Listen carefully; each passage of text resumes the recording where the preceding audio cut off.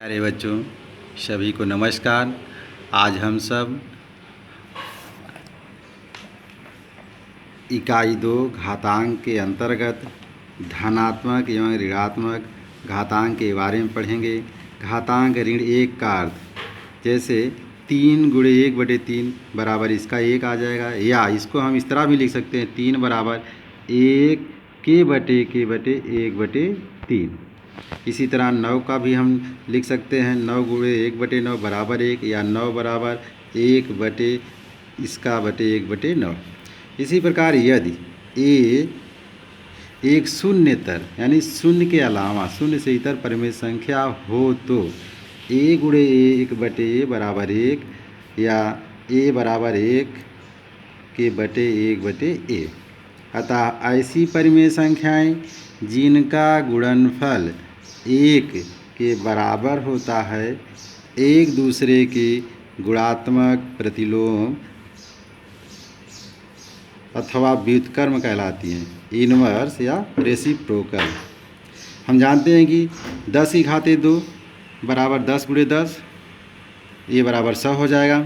अब एक घात हम इसको कम कर लेते हैं, एक घात यहाँ भाग दे देते हैं, या 100/10 हो जाएगा, यह बराबर आ जाएगा 10।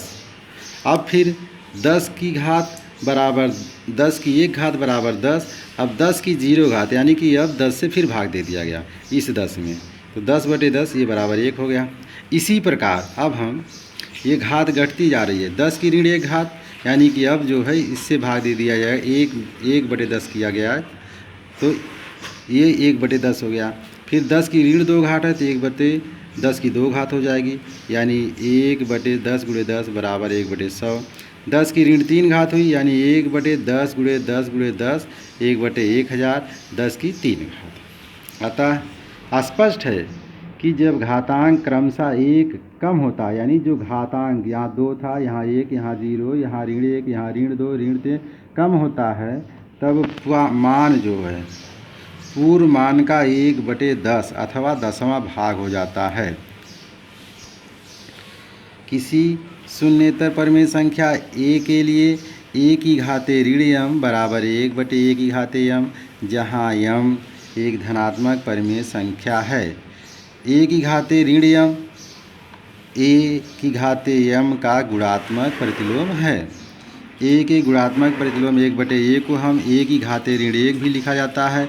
इसे a की घात ऋण 1 अथवा a व्युत्क्रम पढ़ते हैं। इस प्रकार 3 का गुणात्मक प्रतिलोम 3 की घाते ऋण 1, 8 का गुणात्मक प्रतिलोम 8 की घाते ऋण 1, 7/6 का गुणात्मक प्रतिलोम 7/6 की घाते ऋण 1। अब हम निष्कर्ष यानी वही चीज़ है, किसी शून्येतर परिमेय संख्या की ऋण 1 घात उस संख्या के गुणात्मक प्रतिलोम या व्युत्क्रम के बराबर होता है। अर्थात यदि a/b कोई शून्येतर परिमेय संख्या हो तो उसका व्युत्क्रम b/a यानी कि उलट जाता है होता है b/a बराबर a कोष्ठक में a/b की घाते ऋण 1। दूसरा है, यदि a एक शून्येतर परिमेय संख्या हो तथा n कोई धन पूर्णांक हो तो a की घाते n का गुणात्मक प्रतिलोम a की घाते ऋण n हो जाएगा। a की घाते n का गुणात्मक प्रतिलोम a की घाते ऋण n हो जाता है, और इसे हम a की घाते ऋण n पढ़ते हैं। कुछ फार्मूले हैं, घातों के ऋणात्मक होने की दशा में कुछ नियम दिए गए हैं, ये सब आप लोग इन दो सबको पढ़ लीजिएगा। निशान लगा दे रहे हैं, किताब में भी दिया गया है, इसको देख लीजिए। और हम एक उदाहरण देखते हैं। ऋण 5 कोष्ठक में ऋण 5 की घाते ऋण 4 गुणे ऋण 5 की घाते ऋण 3, इसको हल किया जाए तो यानी ये घात ऋण के साथ है तो ये 1/ऋण 5 की घाते 4 हो जाएगा, गुणे ये भी घात ऋण के साथ है तो ये 1/ऋण 5 की घाते 3 हो जाएगा। अब हम लोग यह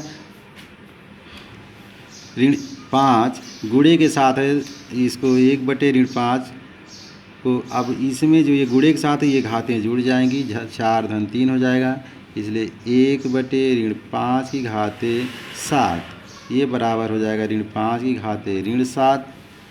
इस प्रकार भी हल किया जा सकता है सूत्र के अनुसार, जैसे ऋण 5 की कोष्टक में ऋण 5 की घाते ऋण 4 गुणे ऋण 5 की कोष्टक बंद ऋण की घाते ऋण 3। इसको हम इस तरह लिख सकते हैं ऋण 5, क्योंकि ये फार्मूला के अनुसार ए की घाते ऋण 5 गुणे ए की घाते ऋण m गुणे ए की घाते ऋण n, ये बराबर हो जाएगा ए की घाते ऋण m ऋण n। इसी प्रकार इसको हम ऋण 5 की घाते ऋण 4 फिर ऋण 3, अब ये जोड़ दिया जाएगा ऋण 5 की घाते ऋण 7। दोनों तरह से आंसर यही आया है।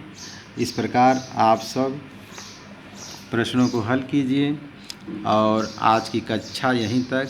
धन्यवाद।